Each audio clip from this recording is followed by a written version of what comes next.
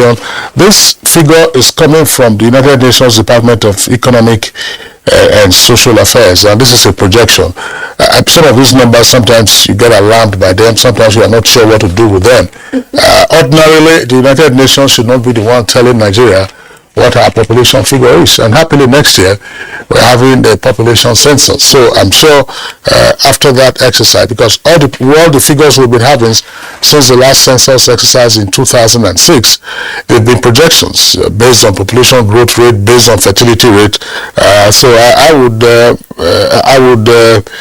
say that 216 perhaps there, but the more interesting story is that the global population is now 8 billion. You have 8 billion human beings around the world. The last landmark that was very well celebrated was when the world was 6 billion. So that figure was very well celebrated. But again, just a minute. I just wanted to add that when you look at the population distribution around the world, Asia has the most number of human beings on Earth. Africa's number, considering its land mass and so on and so forth, is relatively paltry.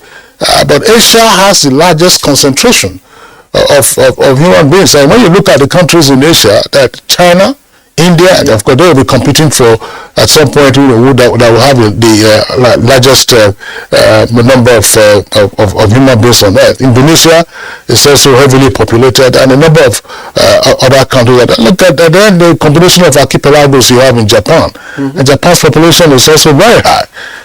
Look at the African continent, is relatively paltry. I was just going to say that I don't know if the same story I have is taken from the same source, but I want to believe so, because this story is giving us statistics on world population, and it's giving statistics that the world's population would continue to grow around 10.4 billion, and of course it didn't actually mention this is, meanwhile, listen to this case law. Meanwhile, Chairman, National Population Commission, Nasri Isakwara, in a statement yesterday, said Nigeria's estimated population of over 216 million will be managed for economic growth and sustainable development. So it's actually...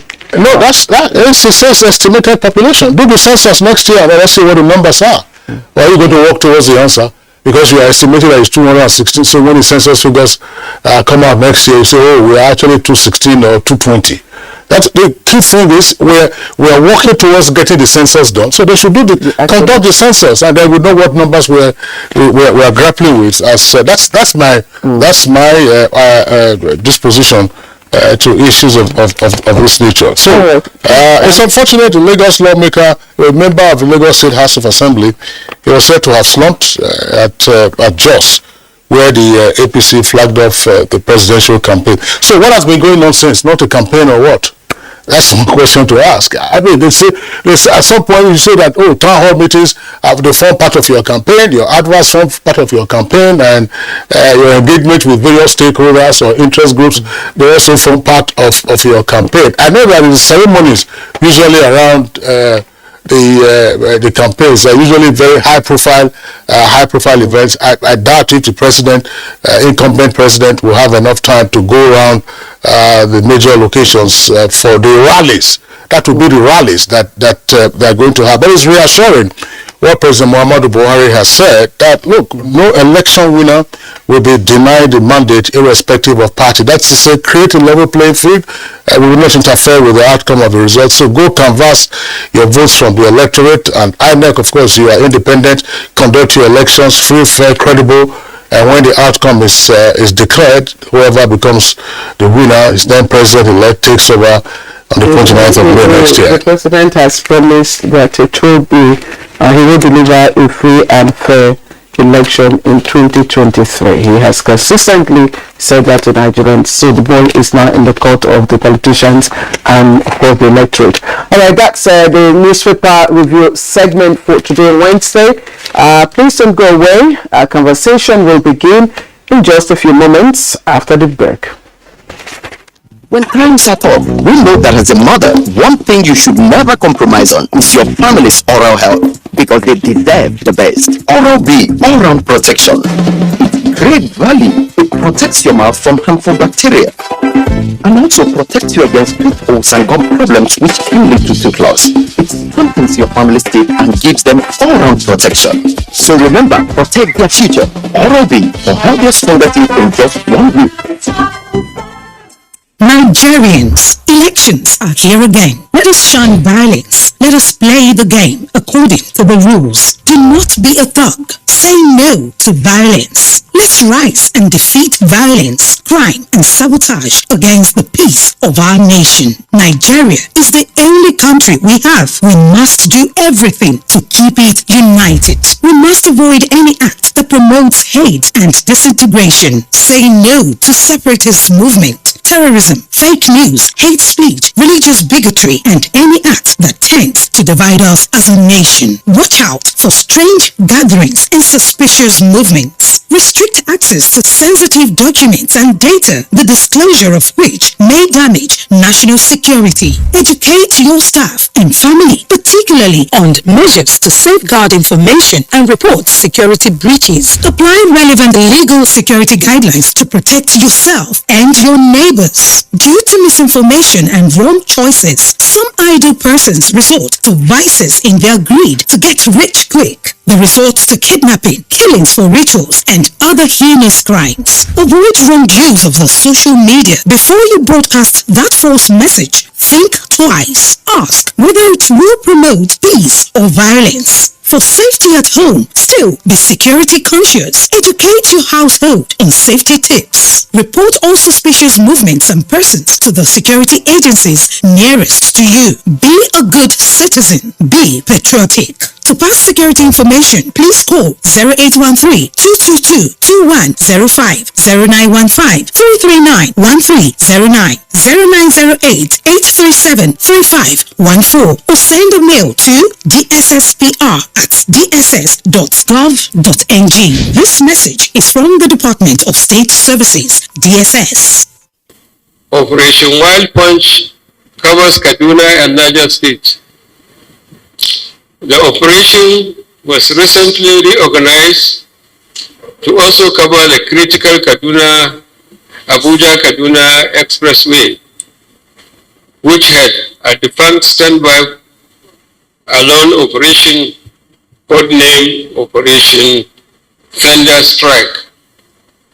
Additionally, as part of the Operation Wild Punch, a subsidiary operation codenamed Operation Forest Sanity has also been launched to flush out the terrorists from the forest that straddle Kaduna and Niger states. These efforts were geared towards flushing out criminal elements from the Kaduna-Abuja Expressway and its environment.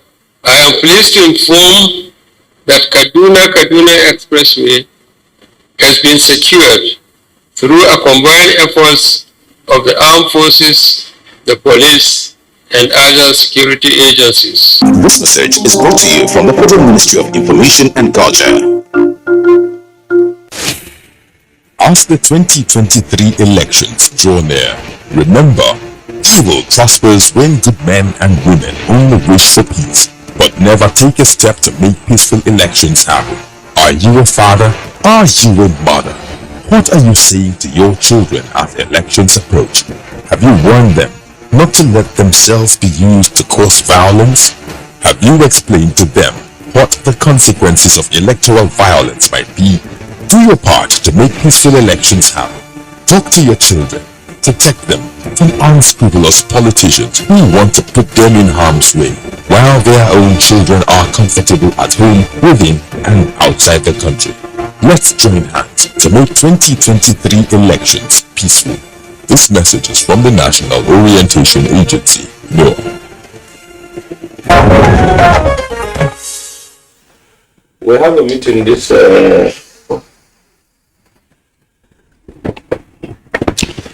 Alright, welcome back. We're of course trying to get set for our conversation. Our guests are all right here in the studio, but Let's, as usual, begin with our background report on, of course, our topic for discussion, which will be on the Naira redesign and how it's impacting on our food security. Our correspondent, Uyemi Ajayi, puts it together.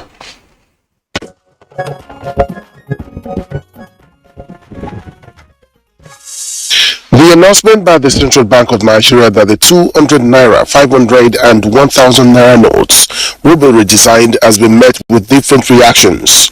As much as the Apex Bank says the benefits of this step is towards bringing value to the Nigerian naira, boost the economy and curb money laundering, the ripple effect is now being felt by many. For those involved in illicit businesses, they are finding it difficult to oblige due to fear of attracting the eagle eyes of law enforcers. Part of the effect is a rise in cost of grains, which is attributed to the new Naira policy. The high cost has been premised on large purchase of grains, depriving others access to these commodities. They believe that some of the rural areas seem to have no other means of changing their old Naira notes than to resort to mass purchases of farm produce. Buyers and their agents are now going after soya beans farmers, which has recorded over 17% increase in the price within 1 week. This is quite contrary to the previous prices of maize, paddy, and soya beans, which crashed even below the cost of production. So that is speculating like that. It's speculating that people are those who hold it. So many are putting out the money to buy it from the farmers.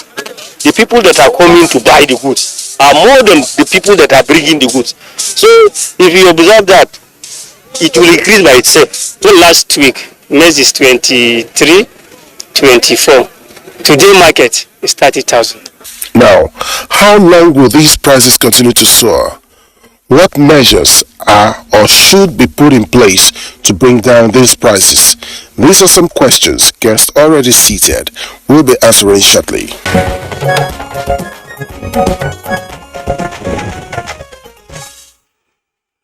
All right, thank you very much, Uyemi Ajayi, for that background. We have regular guests on Good Morning Nigeria who are with us for the conversation this morning. Let's begin by welcoming once again Professor Abba Gambo. Professor Abba Gambo was most recently the Dean of the Faculty of Agriculture at Yobe State University in Damaturu, but is back to his base, the Department of Crop Production, University of Maiduguri. Professor Gambo, glad to have you with us this morning. Thank you very much, sir. Good morning, Nigerian. Also here with us in the studios is Dr. Emeka Okengu, development economist and also a farmer. Pleasure to be here. Good morning. Good morning, Nigerians. Go ahead, Kingsley, please. We also have with us here in the studios regular architect Kabir Ibrahim. Is a trustee of the National Agric Foundation of Nigeria. Architect Ibrahim, glad to have you this morning. Thank you very much for having me. Okay. And last but not the least, Mohammed Sani Garba, Executive Chairman, Business Visa and Trainings. He's also into the processing, value chain, agricultural produce of made in Nigeria. Sani Garba, glad to have you this morning. Good morning, Nigerians. Thank you. All right, gentlemen, there are disturbing reports of massive grain purchases, particularly in the hinterlands, and that these are being dumped on the warehouses or storage facilities in different parts, mostly of the northern part of the country. What do we know at this time about what's going on? Let's begin with Professor Abba Gambo. All right, thank you very much, Kingsley, once again. You know, let's take it legally. The Central Bank of Nigeria actually has the mandate and the statutory duty to do what it's supposed to do. But then the timing for farmers, don't forget, we are just coming out of the COVID. Immediately after the COVID, we entered the Russian-Ukraine crisis, which were yet to come out of it. And then all of a sudden, the floods came. 34 states out of 36, all of them, the farms were submerged. But then I just want to take a case study of Borno State. We are looking in Borno State whereby the farmers, the IDPs, original IDPs, most of them were actually returned back to the farms. And they did plenty of farming. And because the land has been there lying fallow for about 9 years, so even without any application of fertilizer, the yield was excellent. Now all the products are out, most especially beans, millet, and then sorghum, maize, etc. Then all of a sudden, as they were harvesting, naturally during harvest, all prices of agricultural commodities are supposed to be at the lowest ebb because there is plenty of supply into the market. So that means that every other farmer is bringing his goods into the market. The expectation is that the prices are going to be very low and stable, and everybody will be happy. That's why you see the celebrations, the New Year Festival, the Wasangona in the north, etc. But then this time around, something happened. All of a sudden, by the time you bring the bags, 30 bags, 40 bags of millet, somebody will come with big Ghana must go bag of kai, and then to mop up everything. The bag of millet that was going for 12,000 naira, 100 kg bag of millet that was going for 12,000 naira, rose up to 30,000 naira within 1 day. By the close of that particular market, not a single bag of millet was available. Then 3 days after, they started following the farms. They could not even wait for the farmers to bring their produce to the market. They were following the farmers to their respective farms to mop up. My major problem here is, before I talk about food security, is in the whole of northern Borno state, there is no a single bank. And all the farmers, subsistence farmers, they are just coming out of the trauma of being IDPs. Some of them, the only identification they have is the voter's card. And the voter's card cannot be used to open a bank account. Now, if in some cases you are to pay to harvest your farm produce, what will now happen if you are to carry that much cash that you've sold your farm produce into the town and then get it fixed somewhere? So that is the major problem that we are having. Maybe during the course of the discussion others will add, but for now this is the major problem. Most of the farmers do not have bank accounts. One, most of the farmers do not have any means of identification to open a bank account. And I want to be quoted, in the whole of northern part of Borno state, there is no single functional bank. So that means the money has to be taken to be brought into Maiduguri. But then, if even your farm produce is being hijacked and you are even asked to pay some taxes before you bring your crops to the market, what will happen when you carry huge bags, not of millet, clear, not of sorghum, but now of real naira that you've been given to? So that is the bone of contention. Okay, we are trying to establish if there really is a connection, a direct connection between, the touching of the naira, the makeover of the naira, and the hoarding of, foodstuffs, alleged hoarding of foodstuffs and all that. Let me start with architect Kabir Adamu. Kabir Ibrahim. I'm sorry. Yes. I always make this mistake. I think I need I'm sorry yes, thank you for asking me. Yes, there is a nexus between the redesign and some pressure on food crops in the market. For a very long time, the trouble had always been that people go into the markets, even in normal times, to buy food items, food crops, especially grains, and hoard for until they get more expensive before they bring it out and sell. But now, with the redesign of the naira, and you've had instances of so many people who have eaten fat on society and took cash and kept under their pillows and in vaults in their houses, because of the fear that they might lose it, because it's not possible to change 5 billion naira, for instance, in the bank. There must be ceiling. I remember in 1984, I was living in Owerri. The redesign came and there was a ceiling. So in fear of that ceiling, so many people came and rushed to change so that they would not lose it. Now, there are many avenues to launder this money. One of them is certainly food. And there is a serious nexus between scarcity, artificial scarcity, and this money redesign. I'm an architect.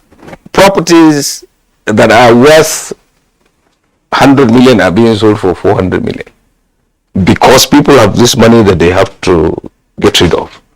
So it's a mixed bag from the redesign.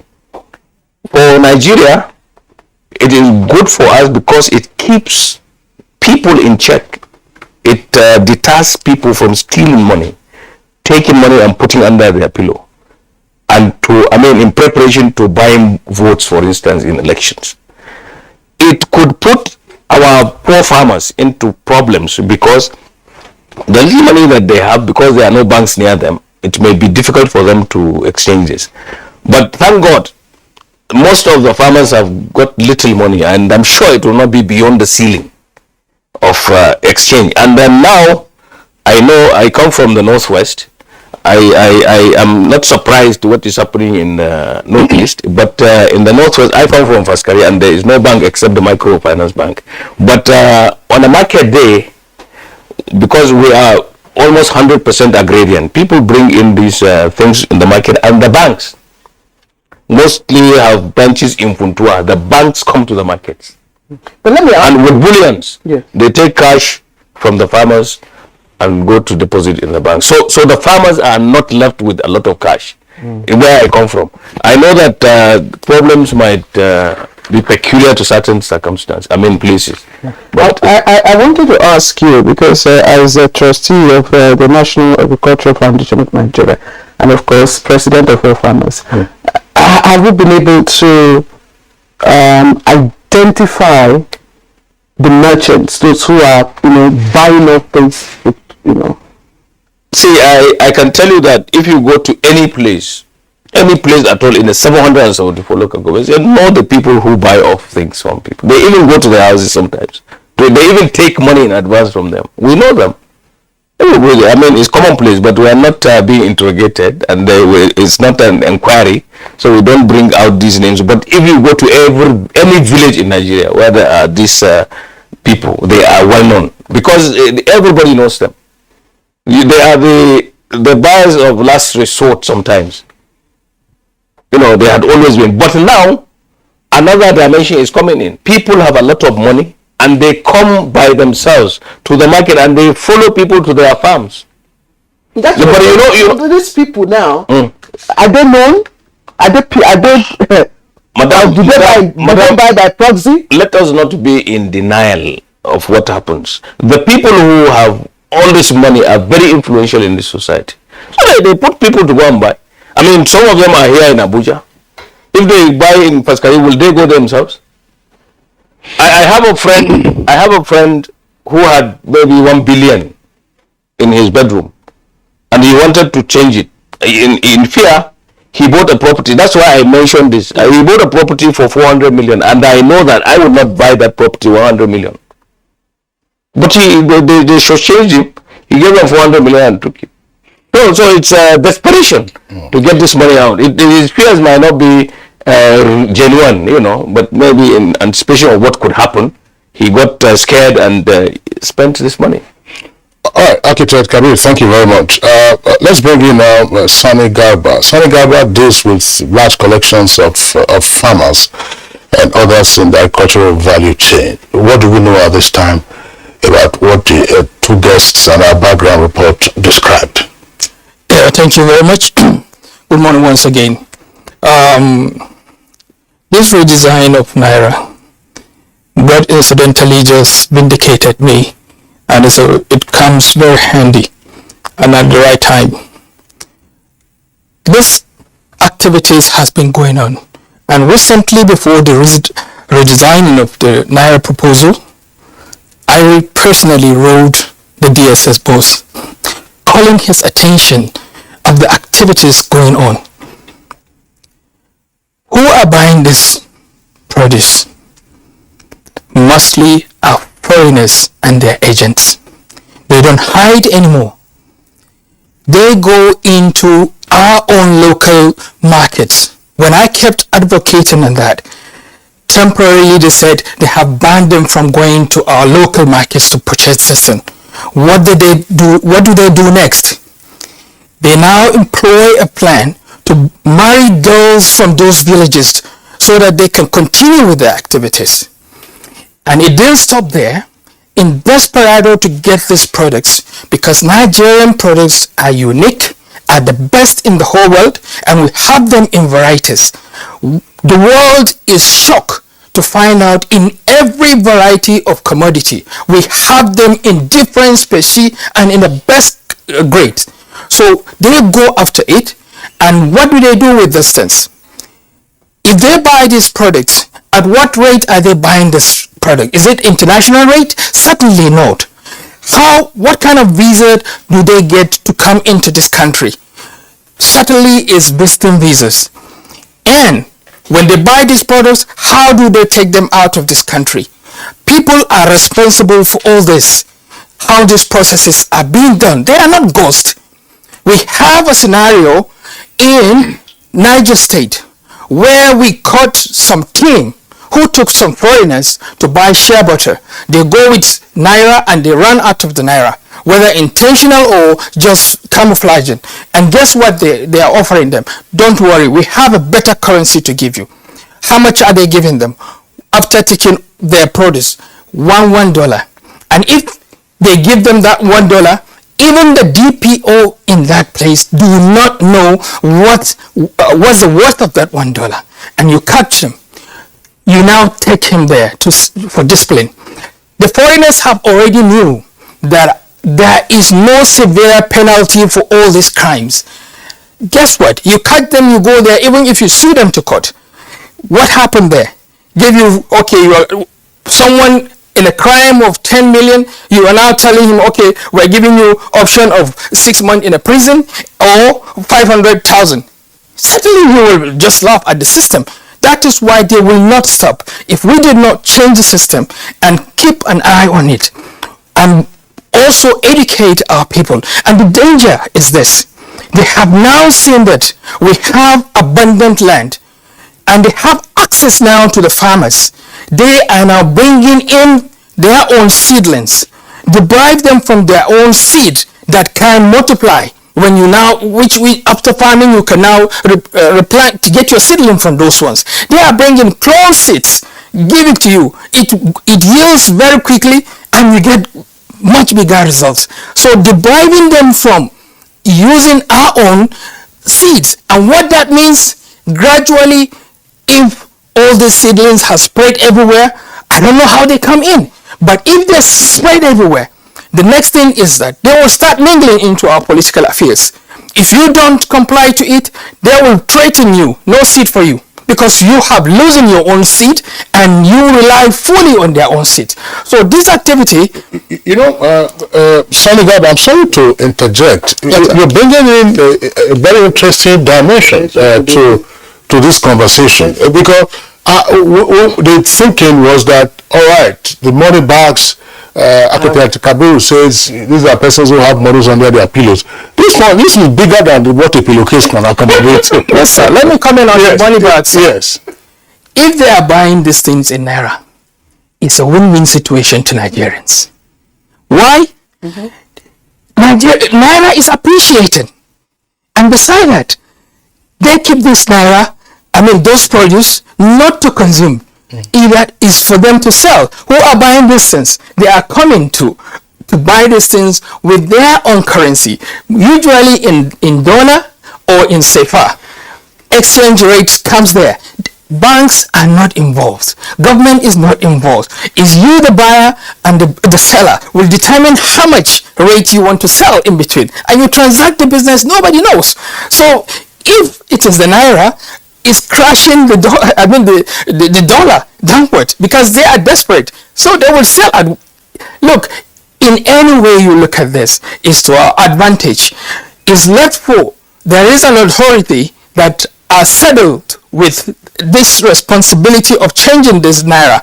They should now hear what people are saying. I'm sure since we gave them that confidence, and they knew that there are no functional banks in certain locations, and the people who are there, they are responsible. If it is your genuine money, you don't need to hide, you need to complain.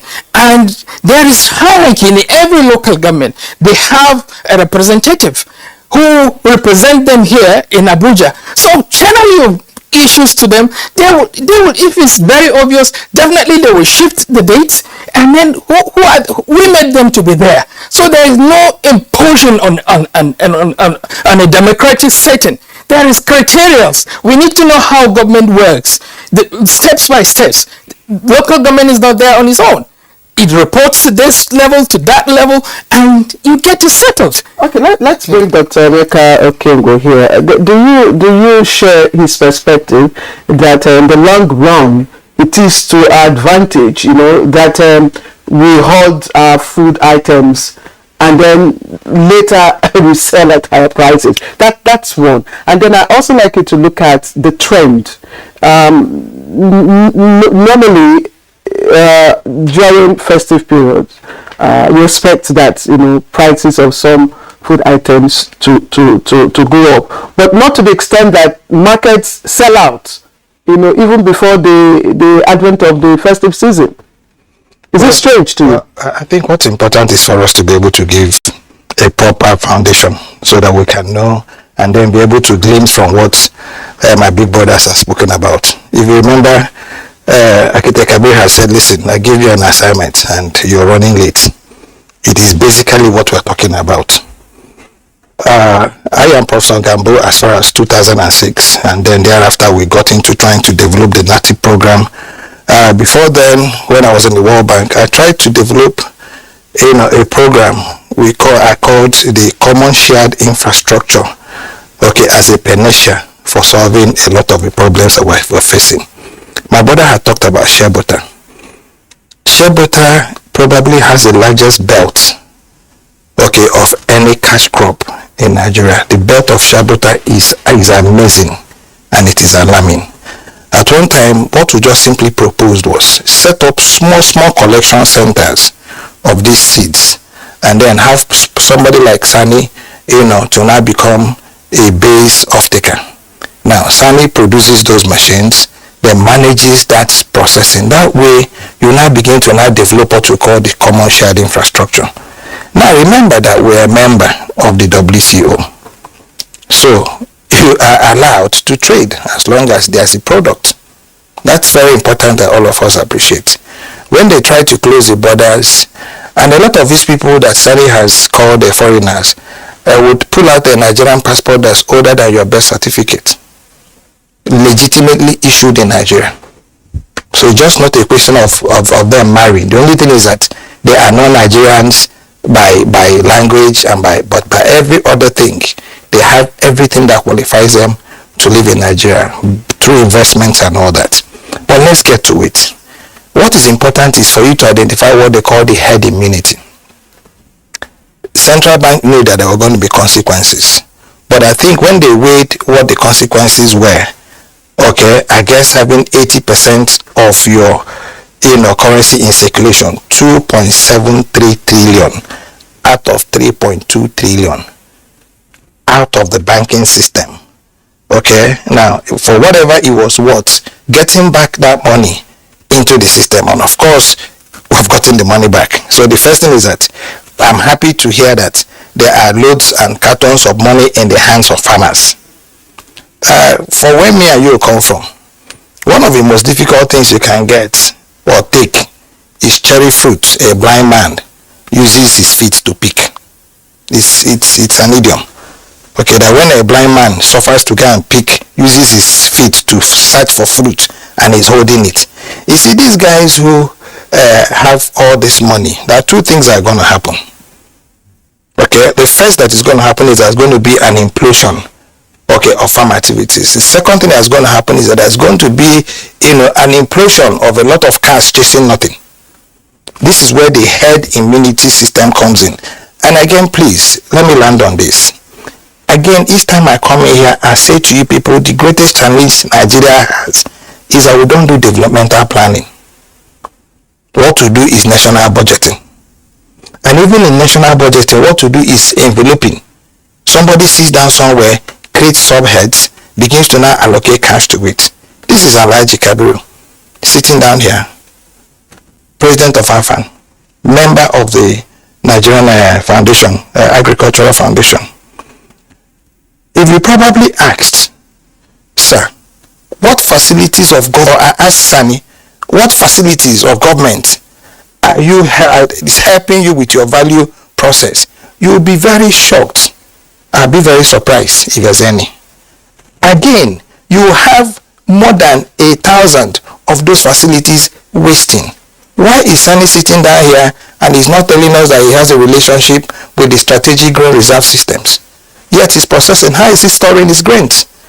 Why is my boss sitting down here and he's not saying to you, I have taken over 14 out of the 28 grazing reserves for my members to begin to now re-engage? So two things here, and I learned. First, to answer your question directly, it is a failure of planning, and it is a result of the silo, relationship we have at the level of governance. Two, it is a failure of understanding the role of volume when you're creating value. This is where people like Sani would come in, because if you do not create that volume, now what are these guys doing? Sani is just one person. This is a group of 30, 40, 50 people who meet regularly. They might have these storage facilities that we're talking about. They are not keeping these things in their garages. They have storage facilities that are built, that are putting the goods, and all of them are aggregating their money together to now form this conclave, of people who are going to push us to the brink of development, not destruction.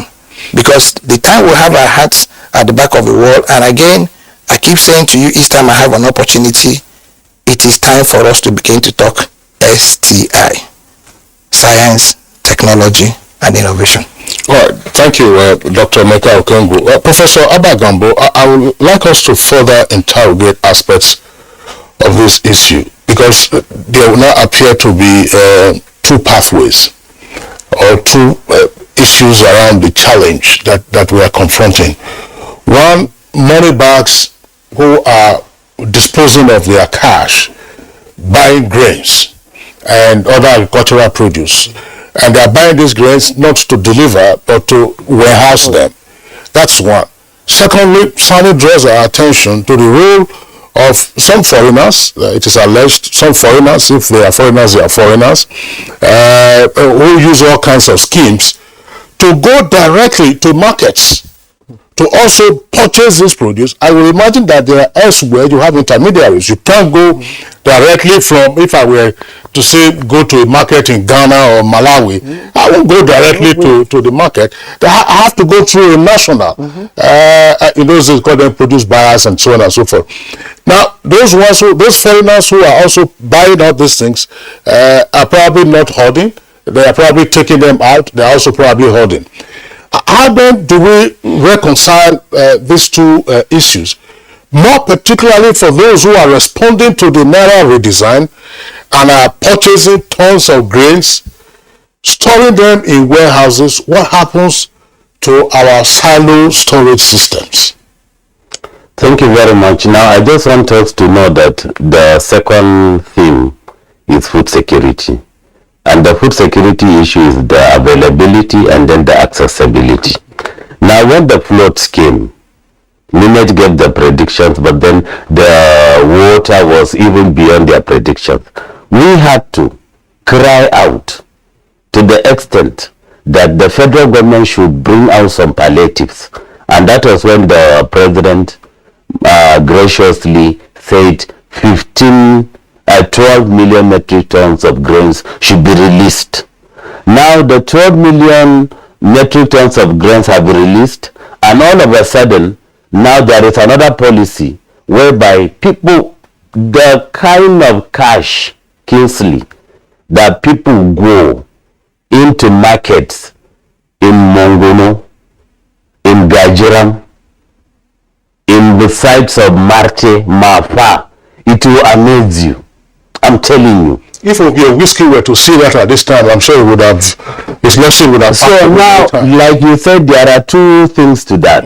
You understand? First and foremost, they are mopping up all the food, thereby making it more expensive and less accessible to the people. Clear talks about a festival. Christmas is coming. A bag of rice is 45,000 naira. Nobody is talking about this. 50. Yes. So what I'm saying is, looking at it from the food security axis, and then looking at my own constituency, whereby you have the subsistence for farmers that are there. At the beginning, they might be happy they have money in their hands, but then there is nothing they can do with the money. It's a kind of the case of robbing Peter to pay Paul. You now buy their products with very high amount. They have the money, and then later they might even need more money to go and buy what they will eat. So that is exactly my bone of contention. You understand? The timing, honestly, is not good enough. And from my stand, I'm sure there has to, policies can be waived. There has to be some little waivers here and there, or else the food security scenario, as we're looking at it, is really terrible. Is it likely to become more and more difficult now that we hear that some markets in parts of the northern parts of the country have sold out some of these food items, soya beans for instance, within the past 6-7 days of announcement of the Naira redesign? Some markets have sold out. So what will be the direct impact on that, given the fact that even this period prices are expected to rise? The buyers are so well organized that they're not the biggest farmers of soybean, they're not the biggest farmers of millet and other crops. In most cases, they will not even wait for you to bring your produce to the farm. They follow you to your houses. That's what I'm saying. So they mob up virtually everything you have. Which is abnormal and suspicious. Exactly, I very. imagine, yes. And then quickly, don't forget, we are facing an election in some few months. So the election that is coming, the Christmas that is coming, the New Year festivity that is coming, all this combined, everybody must eat.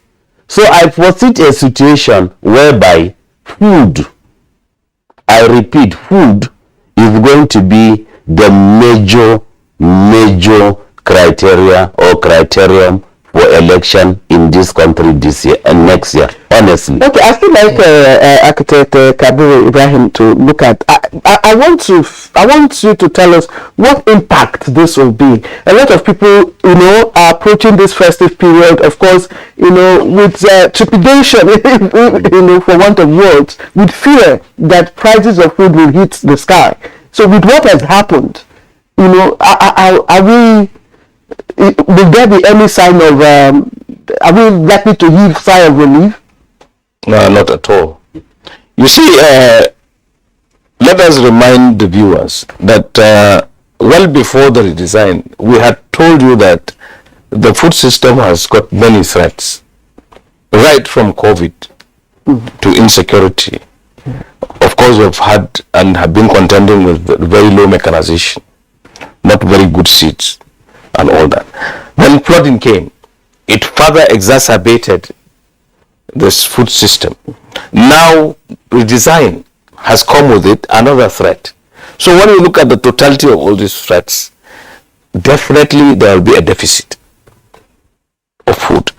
Starting from what you are saying now, if you go to the market to buy rice, even the one that was cultivated, milled and all that here in Nigeria, is about 38,000 thereabout. Those of us who don't like what is Nigerian buy the imported one at 45, and you just said 50,000. Yes. Now, by commission or omission, we have made rice, for instance, a staple, whereas we should be looking at all the regions and look at the various staples. I mean, I keep saying, and I have said it many times here, that when I was a youth copper in a Were, between 1983 and 84, I would go to a restaurant and ask for food. They would tell me no food, but there is rice. But today, I believe everybody eats rice in Nigeria, and then we have a problem. So there are many threats to food security, and this interview, this meeting, is the effect of redesign of the Naira on food security, and let us just fixate our conversation on that. There are many factors otherwise that you can really explain. You know, we have Africa is one market. So if I see a black man, an African buying anything in any of our markets, he is not a foreigner, as far as AFTA is concerned. But buying it formally will be better. Nigeria should have, buying and selling separately. Then, of course, we have a mixed economy. It is not possible for us to put ceilings on prices of anything, because security is a mirage. Food sufficiency is what we should aim to have in Nigeria. To do that, we need and must look inwards, because we cannot import this from anywhere. The problem is global. I'm sure you have seen that even in the United States, there is serious inflation. The trend is also prevalent in all of the countries in Europe and everywhere. And like my brother, Dr. Okongo, said, we must have a proper foundation for the attainment of food sufficiency and food security. This is the ultimate intention. Nigeria has got so many lofty plans to get to that level. We've got so many policies, is the implementation. And the institutions have to work. Right. If institutions do not work, you cannot get anywhere. Architect Kabir, I want to, and gentlemen, I want to invite our attention to what our national experience was like in the early 80s. If you recall, during the Second Republic, there was what we call a PTF on rice, Presidential Task Force on Rice. And then, towards the fall of that republic, warehouses were being stocked with sacks of rice and other essential, what then became essential commodities, if you remember. Yeah. So that by 1984, when some of the military officers stormed the warehouses, people were surprised, because you went to major markets, you wouldn't find rice to buy, but in the warehouses they were stacked from the floor right up to the roof. So are we in any way inching? I'm not saying that this is something similar in terms of hoarding, because hoarding is an economic offense. So those who are buying now, in terms of Naira redesign, those who are carrying their tons of cash and going to the marketplaces or going to the farmers themselves directly, let's be realistic. It's awkward. There must be something that is driving this mentality of you going to meet the farmer and buy directly from the farmer. So where do you take your stock to? I asked that question. Where do you take your stock to? What is the rule? Is it to a warehouse? Is it to a silo? We have silos outside of Abuja here. Yes. We'll come to you. We'll come to you. Many things to really cite. They may not be, very right, but we can have educated guess as to what is happening.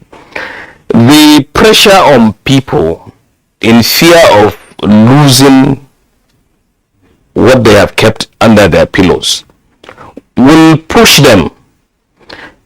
I want to give you serious examples here. I know people who would exchange their naira for dollar at very exorbitant prices, more than what you see in Zone 4. I know that there are some people who have relationships with BDSs that will take commission. I have heard of somebody who gave 20% commission on 1 billion to exchange to dollar. So that is 200 million. So his value becomes 800. Now you will let us know something. Now coming back to what happened in the 80s. Well, in the 80s, late 70s and 80s, when we had there was a minister who said there was no hunger in Nigeria because people were not eating in dustbins. And meanwhile, you know that when Buhari Diabon came and they stormed those warehouses, we found rice and all that. Hoarded in houses converted to stores. In Nigeria, in our drive to attain food security, from the provisions of CADEP from 2002, we decided, I think it was during Umaru's time, in 2008, we decided to upscale our storage facility. We were set to have about 1.3 million metric tons capacity. That was to house whatever was superfluous to our need. We would have, the equivalent of food banks, and these things would be released when the need arises, when the problems like this. Now, then there was what was called the guaranteed minimum price to safeguard the farmers, that is the producers. The principle of the guaranteed minimum price was that people or government will intervene to buy what I produce and cannot sell at an optimum price to enable me go back to the farm the following year. There was a window. If you couldn't sell get enough revenue to be able to go back to the farm, government will come in and buy off and keep in this storage. That's why we had the storage.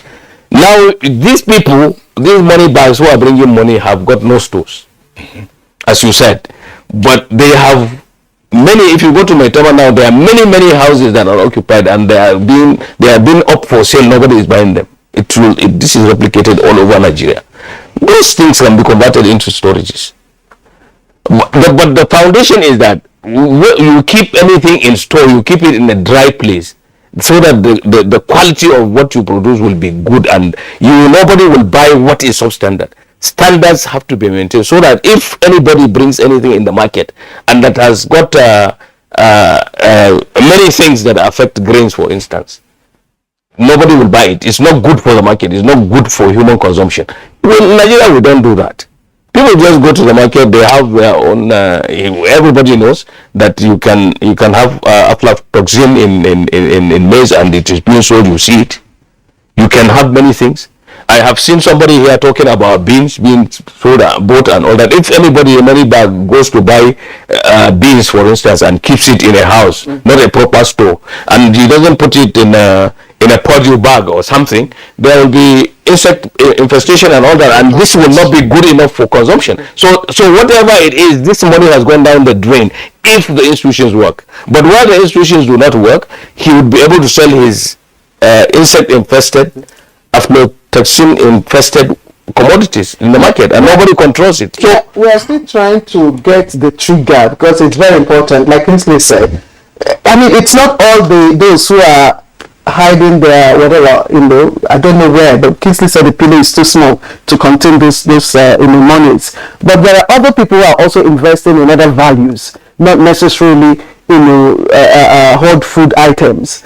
So these people that have the mind to go to the market or to the farmers directly to buy off food stock, what could be the motive? What motive is triggering them? Are they speculating something? I don't know. Yes, please, Sam. Okay, thank you. Basically, it's simple. We all know we are smart Nigerians. If we consult ourselves, nobody can defeat us in our own territory. What they do here is this. They're buying all these things. Check the industries. Most of it is owned by foreigners. They go there, process it, and guess what happened? If they now export these products, they bring back the money with the intention to expand their production here. And what do Nigerian government do? They give them more money, free money, incentive. Look at more free money for you to expand. How do Nigerians grow, or Nigerian businesses grow? They have seen our system. We don't consult, and they are just. No matter how much amount of tonnage you buy, you can process it here. You dictate them. They're not hidden. Now take an inventory of the factories we have. Who owns them? Most of them are foreigners, and they lie on that. If you think you see them physically carrying this, they lie with themselves, and they will get some Nigerians. Put your money in here. Let's siphon all these things. Process it here. When we process, we have 3 or 4 items there. If you think it's wasting away, no way. There is no food If you keep it, if you can't consume it, you use it for another purpose. So it's a win-win situation for them. They have seen us through. And besides that, coming to the scenario he was saying, what necessitated the PTF back then? Government want to have a price control. And how do you do that? You target each season of everything. That is why Nigerians are reluctant of packaging things. Who are you packaging it for? Packaging comes with preservations to somebody which you might use in a distant time. But in this case, when government buy at the peak of the period, mind you, at a good price to encourage the farmers, and when the season is pulling out, for them to sustain that pricing, they now bring out those storage, and you won't even know. You have a smooth flow of those things. So these are strategics. If you look at government structure, they don't do business. So that is why they should include, just bring us in, empower us. We go there physically, we see the challenges, not just sit down and borrow policies from outside countries and you want to impose it in your own community, which doesn't work. And the most annoying thing is, they have done it first time, second time, third time. It will still take you to that destination. You will not succeed. Are you saying that those who are actually buying off the food items now, the money bags that are trying to find an outlet for the monies that they have hidden, conniving with the foreigners, is that what you're saying? Of course, yes. They're working hand in hand. Of course, yes. Who owns them? I'll just tell you. You can take an inventory of the factories available now. And before now, we were frowning of factories. If you have a factory, make sure you own a farmland that you will now farm what you're going to use in the factory. Why? Because if you keep buying from the local market, you are now triggering inflation. These are not magic. Visibly, we can see how these things work. If we intend to do these things, I tell you, look at CBN. They have taken out most of jobs that some agriculture ministry will do. They intervene, trying to find solutions. But they are still struggling to say, we have done this, we have done that. If, for instance, we rub mind, they empowered us, we know the season, we buy up these things, we deprive these people from. And most annoying thing, look at our embassies. The countries we have embassies, they will go there. There's a business desk there. You go there, you ask them, I want to buy granite. Oh, granite we have in Nigeria. Where? Kano. Give them visas. They will come straight. Go to Kano. Where is granite? Doano. Take them there. Who does that? Do you know how many people you deprive? No control. So, and they will go there because of this technology. He will be there in the farm, snapping, showing look, I found this granite. This is the quality. Don't leave any piece there. Make sure you buy up everything.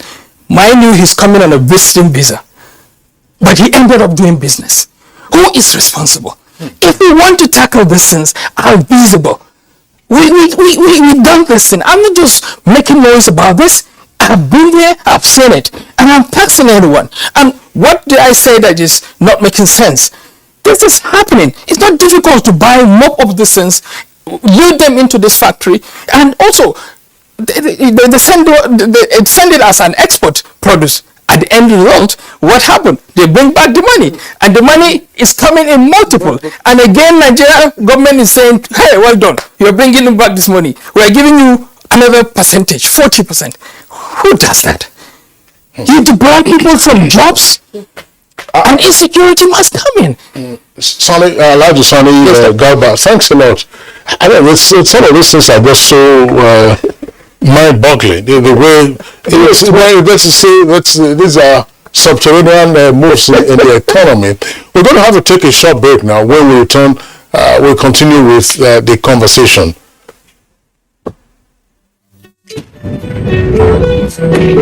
Bye, Mom. He's going to play in this weather. Why did you let him go? He might fall ill. And if he doesn't go out for practice, how will he win more trophies? To protect our family from illness-causing germs during the rainy season, we use Dettol soap every day. Dettol with germ defense gives you protection. Rainy season brings a lot of germs, and Dettol soap's germ defense protects you from up to 100 illness-causing germs. Dettol soap is endorsed by the Nigerian Medical Association. Be Dettol soap.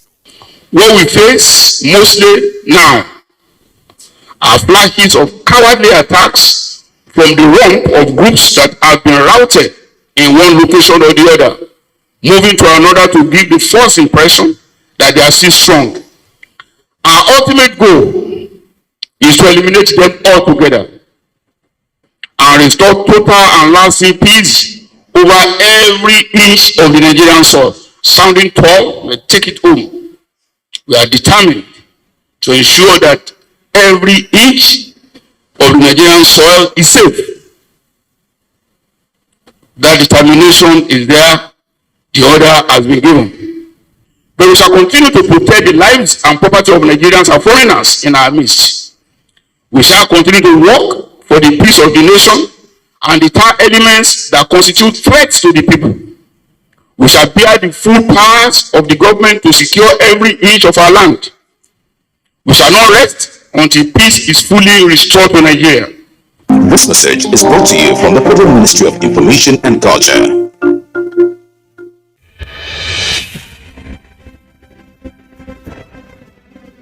Every day in our country, senior citizens are discriminated against, disparaged, and treated with disdain by those who ought to respect them. We are all complicit in the way we have treated the elderly members of our society as institutions, families, or members of a shared society. Every time senior citizens get offered less than they deserve for the work they do because they are old, poor, and desperate, we are failing them. Senior citizen loses a child, and wow, they must be responsible for their death. Every time a senior citizen gets labeled a witch, is called mad, and shooed out of the way because they have no memory of where they were headed and look unkempt, we are failing them. We say, abeg, it all old, make it do die, make everybody for rest. To ailing parents, uncles and aunts. That's discrimination. That is neglect. When you see an old woman getting beat up and being accused of witchcraft, do not turn the other way. Stop and teach people that white hairs, wrinkles and hunchbacks are no evidence of witchcraft. Aging comes with a memory decline. Sometimes it's not out of place to have elderly people lose their way, forget details of their lives, and how to properly take care of themselves. When they get to this stage, they deserve your empathy, not scorn. Our ailing fathers, mothers, aunties, and uncles are deserving of quality healthcare and peaceful transition. Make their last moments memorable. Senior citizens have paid their dues. They deserve your care. Stop all forms of discrimination against them today.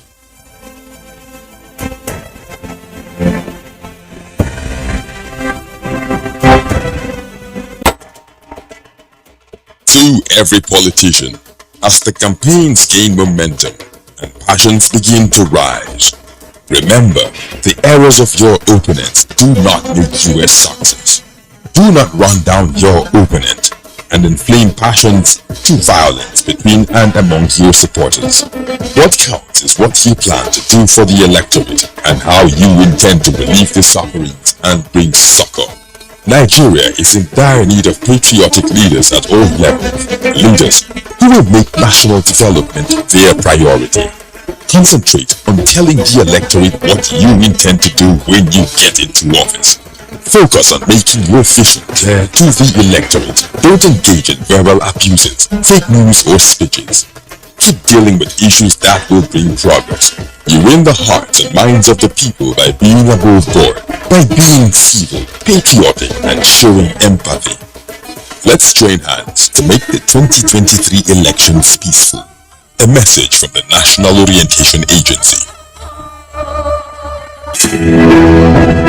Dialogue, empathy, love and unity.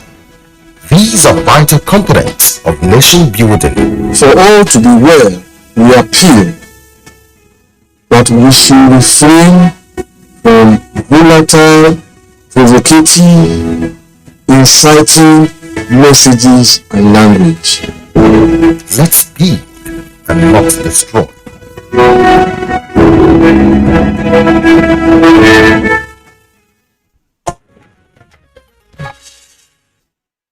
All right, you're welcome back, and I say good morning, Nigerian Network Service of the Nigerian Television Authority. Really, the conversation, because it's quite interesting, but I want us to pursue still another aspect, because there are different perspectives to this. I'm wondering, Architect Kabir raised the question or the issue about the likely health hazard arising from poor storage of the grains that are being hoarded. We're using the word advisedly, hoarded by money bags who have no immediate concern or who may not have immediate linkages with the factories being operated by some foreigners, as Sani Garba also mentioned. So ordinarily, I'm wondering, in terms of food preservation or grain preservation, the silos were supposed to be the proper forum or the proper location, because they have, I've visited some of those silos. There's one outside of Abuja city. It's on the way to Abuja. There's one of the largest you can find around the country. It's at Kirby. I think that's capital of Kirby, of Kirby State. It's 100,000 metric tons. So, is it again typical of us to say, like, okay, listen, I have $1 billion. I'm not saying I have, but I have $1 billion to offload. I want to quickly convert it to grains. Professor Abba Gambo, that's house of yours that you are not occupying in Borno. Let's break down the walls. No problem. We'll sort it out again. Let's put these grains inside there. Is that proper for us? And then what can be done? And assuming that we identify this trend of hoarding, what should be the response of the law to these incidents? I gave an example earlier of what happened in 1984. What should be the response of the law? Gentlemen. If I were to take it, please do. We need to be a little bit innovative in the midst of probably conventions, agreements that are existing that also arouse some kind of legal back into this.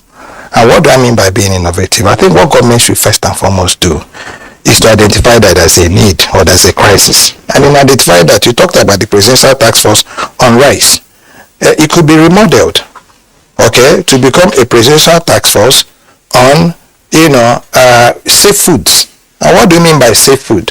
Wherever these foods are made, under the guise of have you done it right, have you stored right, have you done this right, have you done this right, those things can be taken over and then put into proper storages without the person necessarily losing his product. Because you see, if you seize and share, you haven't solved the problem. That would be one very good way to go. Two, like Oga said, let us focus on this redesign, because this is what has triggered, this. It's not as if it's not been going on, but it has now triggered this heavy mop-up. Now remember, I'm sure that the CBN will come in here and say to you, we've achieved at least some certain aspect of what we intended to achieve. Bring money back into the banking system. And from what is happening now, from what Professor Gambo has said, a lot of people have sacks of money that they won't be keeping in their houses because they can't even keep it. So they're going to be returning these monies back into the banking system. The CBN will say to you, that's a major gain for us. Now, but going forward, what do we need to do? We have a crisis. But that crisis we have has become like the crisis of the bevel and the beans. Okay, the bevel is within your beans now. If you're not very careful, you can lose the beans because of the bevel. You can't eat the beans with the bevel. Who are the bevel? These people who have now organized themselves into such a system that is now slowly draining us of our resources. Now, who is the beans? The beans are like to use, somebody like Sani. Now, how many Sanis exist? And can we begin to now recruit the Sanis? You mentioned it when you talked about the marketing boards. Now, the marketing boards, anybody whose father was a millionaire, okay, in the early 60s and 70s, okay, was in that value chain. Okay, my own grandfather, my town is Umaya. The market in my town is named after my grandfather's palm shade. Now, around that Umaya market, you had a lot of people who were small scale, medium scale, scouts and all that, all aggregating in that palm shade. or goods shade, the letter started calling it. So I think it's for us again to also go back, and this is where people like Akite Kabiru, people like Professor Gambo, people like Sani, must be able to sit. I mean, we have practically everything in this room now. But the question I thought you'd have asked is, okay, Professor Gambo, you're a crop specialist. When we talk about seeds, which is being my area of focus, to say these seeds that they are bringing in are DNA locked. Now, what does it mean? They lock the DNA, it will yield, but you can't replant. Now, there are two things left for us as a country to do. Either you try to unlock those DNAs, which are going to be very difficult, or you try to now do your own seed programs. This is where our research institutes come in. And I dare to say this on national television. I want to know one research institute that has gotten as much as little as 200 million naira for any research grant. Even the cowpea that we did, a lot of the funding came from outside the country. So I think the major problem we have, and let us call this spade a spade, again, is the Ministry of Agriculture. It is too unwieldy, it is too big, it is too far away from reality. When we had agriculture working in Nigeria, we didn't have Ministry of Agriculture. We never had Federal Ministry of Agriculture. You had the subnationals and the territories.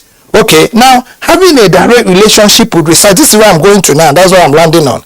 The research institute, the Tobacco Research Institute in Zaria, in the days it was working, if you were driving from Zaria to Kano, 30, 40, 50 kilometers into your trip, you were looking at tobacco farms left and right of the way. Because the Tobacco Research Center was functioning. NIFO, where Kingsley comes from, I keep talking about NIFO. Those of them in those days who were younger will go to NIFO, take their pictures and say that they traveled to the UK while we're in the university. And you could believe it. Now, because NIFO was in charge of the rubber plantations, okay, Benin had all the forestry reserves they have in Benin were a creation of NIFO. The same thing for the root crops, in our area. So I think what we should do is not just to be blaming people, but for us to be able to look at where the major problem is. The biggest culprit is the Ministry of Agriculture. I'm sorry. The NIFO is oil palm. Yeah. Oil palm research was formerly called WIFO, West African Institute for Oil Palm Research. Some of the photographs I took there myself sometimes, maybe I should have declared them. I just I was a bit because we used to go there to play tennis. They had some very nice tennis courts. We used to go there, lovely environment. But just this same question about, look, what do we do with this present, shall we say, hazard from the health perspective? Poor storage now of the grains that they are mopping up, and what is happening? In other words, if these guys mop up these grains and then they are hoarding them, that's an economic crime. It's an economic crime. And you have said, Prof. Gambo, you did say that, look, yes, right now they have money in their hands, but going forward, food could become a critical element in next year's election. And these people they will need those who already collected money now from say, money bags have come, we are happy. They would need more of that money over and above, probably getting to debt to be able to buy food to sustain themselves. So how do we deal with this? How do we disrupt this process? Or otherwise, I don't know, how do we police it? Okay, so we even have two problems on our hands. Yes. The part of the farmers, holding enormous money in their hands, and like Prof said, no bank access to bank, to deposit those money. That's one of the problems. And then the other problem is the money bags that have bought over all the food items and are hoarding them. So how they have bought, it has now become a store of value. That's right. So how do you stabilize this? Thank you so very much. Let me just start on a lighter mood, but then the story is not good enough. The man brought his grains to the market. He's in the northwestern part of the country. The money was so huge. Then he was afraid to carry the money to the house. A friend told him, do you know what you do? Just move round to the cattle market and buy cows immediately. So he now took the money, he went, all the cows he could get, he bought them, and then it was taken to his house. In the night, bandits came. That's why there has to be some trauma thing. I'm giving you a true life story. In the night, bandits came, All the cattle were gone. So the grains have gone, the huge money has gone, the man is lying somewhere in the hospital now. That's just by the side. The redesigning policy has actually destabilized the agricultural value chain. You know, under normal circumstances, there is what we call the gestation period for every crop. But because now you have people that are anxious to buy, so even when the moisture content is supposed to be at a particular level before you now bag it, but now you don't even have time to that. You know, at times when you're traveling across Nigeria, you see cowpea, etc. on side of roads, so that the moisture content can actually be lost before it is bagged. Now we do not even have the luxury of waiting for the moisture content to go before we bag it. Since the buyers are coming to exactly, so the buyers are now buying products that have very low perishable life.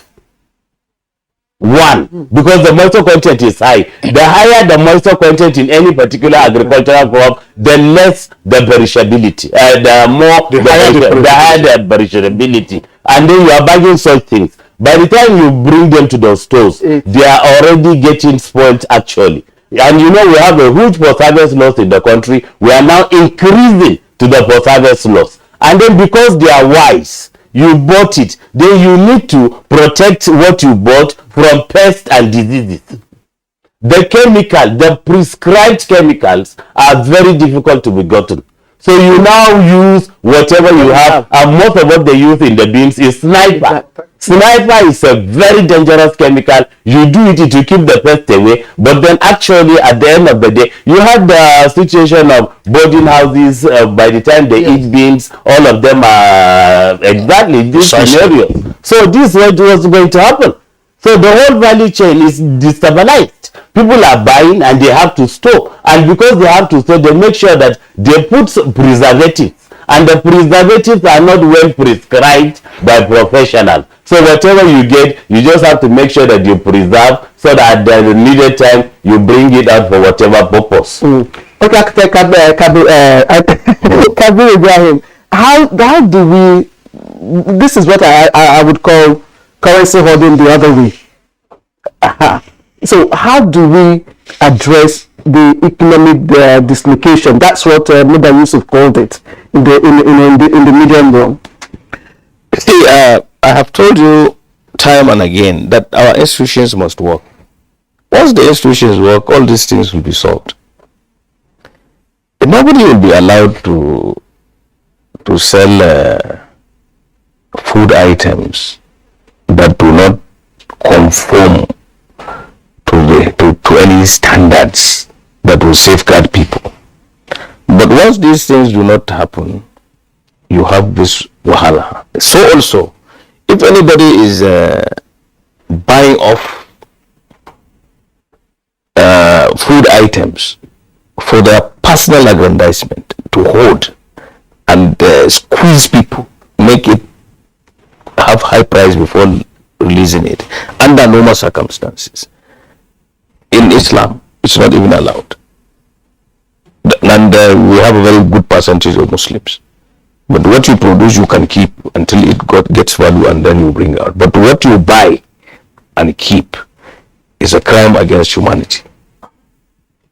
Now, Buddha is an economist.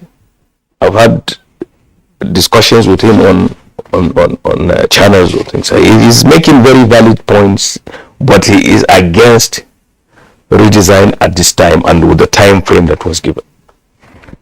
He's got some very important points that he raised about this, like Professor Gambo has been saying, the people in the hinterland, right inside, may not be able to even exchange these monies, and then they are given to buying maybe cattle and other ruminants in place of their food, but they have forgotten that even to feed the ruminants, even if they were not rustled, feeding the animals is a wahala. Now I have some cattle, I spend nearly 300,000 weekly.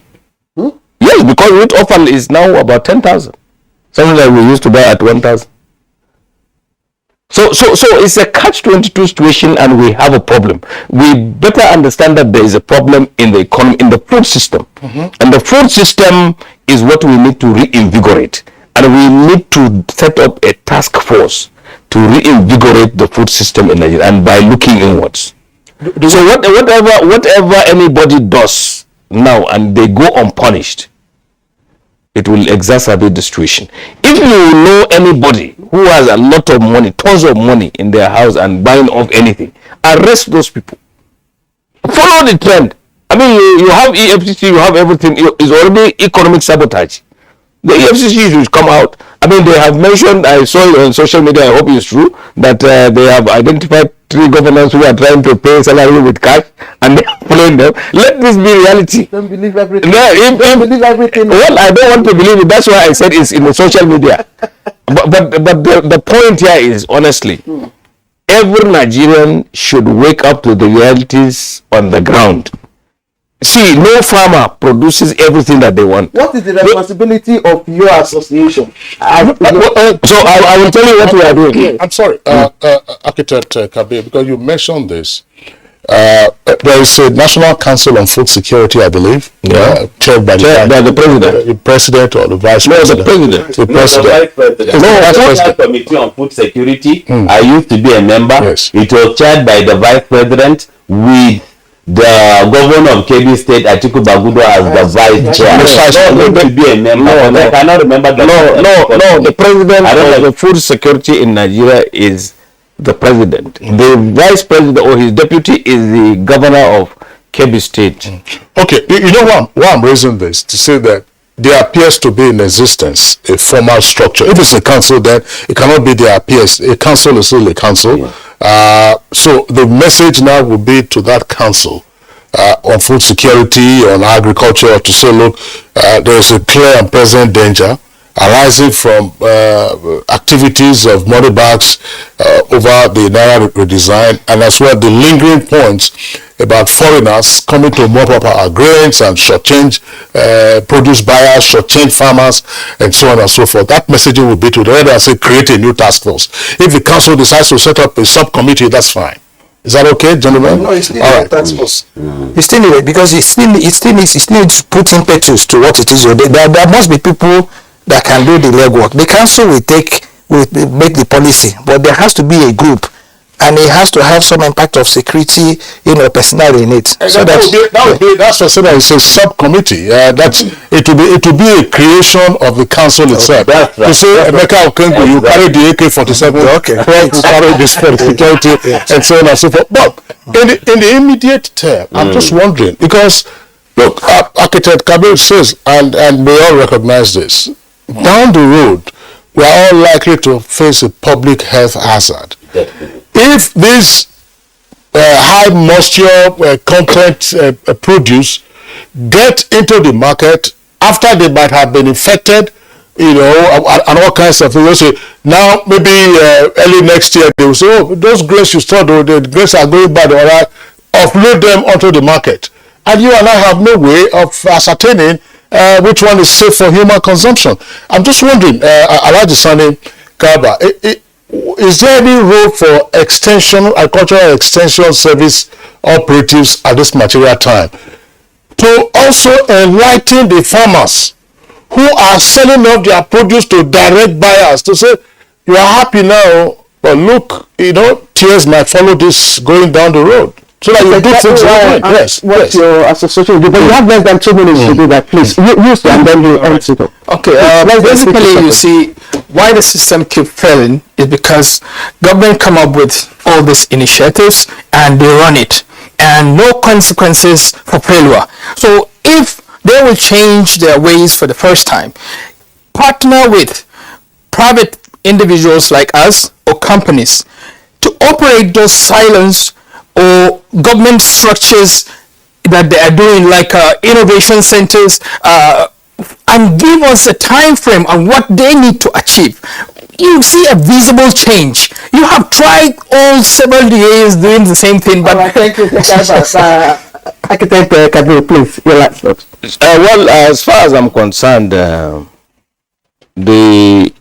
only way we can really avert food crisis in Nigeria is by investing more, get all the states, 36 states plus FCT, to really be on the same page on the issue of food. The farmers should be incentivized to produce their round. They should use, my friend is fond of saying, Nigeria should deploy STI all the way. Otherwise, our population is ever growing. The food system is threatened by many things. The threat that we are now talking about is redesign. Before that, it was flooding. Before that, it was insecurity. And then there was COVID. But I want to say that I don't know the theory of English, for instance. But the flooding, I called it here pandemic. It was a pandemic. The Nigerian design of this is also a pandemic. Flooding and COVID pandemic. Yes, and then the redesign pandemic. All right. Architect Kabir Ibrahim, who is a trustee member of the National Agricultural Foundation of Nigeria. Always a pleasure to have you join us on our program. Professor Abagambo of the Department of Crop Production, University of Maiduguri. Thank you. Dr. Emeka Okengo, development economist and farmer. Always a pleasure to have you join us on Good Morning Nigeria. And also hosted, of course, Mohammed Sani Garba, who is the executive chairman, Business Visa and Trainings Company. Thank you very much for joining us. All right, let's take a look at sports from our sports desk. Nigeria will be without Victor Osimhen and Oliza Unda for the